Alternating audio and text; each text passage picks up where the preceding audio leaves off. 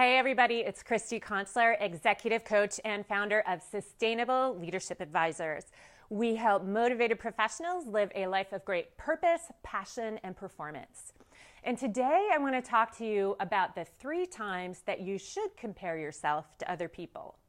Now, normally I advise my clients, especially the high achievers. A lot of times I refer to us as the insecure overachiever group, and people who are like that can fall into the trap of comparing themselves to other people and thinking that they don't measure up. It's kind of a perfectionist trait. And so generally I always say, don't compare your insides and what you know is going on internally with how other people present themselves externally. But there are 3 times when it does make sense to compare yourself to other people. The first is to see what sorts of interesting jobs and roles are out there. If you come across someone and you hear about what they're doing and it piques your interest, take note of that. And specifically, think about what is it that is present in that person's role in what they're doing that you don't currently have, that you're not building in your own role. And then think about, well, how could I potentially get that experience? So that's really a valuable way, not to say, well, I don't measure up, but to say, wow, I'm really interested in that and I'd like to pursue it. The second time when it makes sense to compare yourself to other people is when you think about, what do I need to learn to stay current in my role? So look out at the people who are doing similar work to what you're doing. What sort of skills and experience do they possess? And do you have that?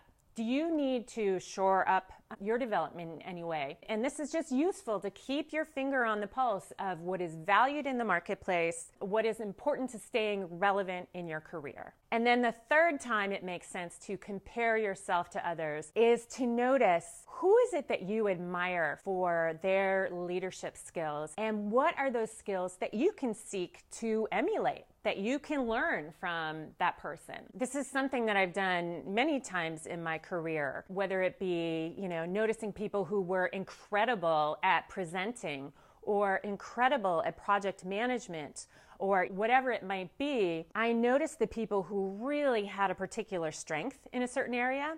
And then I thought about, what is it that they do and how can I develop that? In some instances, I actually reached out to them to say, hey, I notice you're great at this. Can you help me learn how you develop that skill? How do you do it? Do you have any tips for me? Will you give me feedback when you see me in action and help me? Because I really admire the way you incorporated that into your leadership style. So there you go, the 3 times that you should compare yourself to other people. I hope today's tips served you. If you would like more strategies, you can click the link below to sign up for the 5 steps to getting your ideal executive job. And this is a free webinar where I share my top strategies and tips that I use with my one-on-one executive clients who are in career transition to really help them stay in the driver's seat, take control of their career, and land an amazing job. Please share today's video with your friends and colleagues, and come on over to ChristyConsular.com and sign up for our weekly newsletter where I share tips and strategies on leadership and career development. Until I see you next time, go out and inspire yourself and others with how you lead your life. The world needs your leadership. Thanks.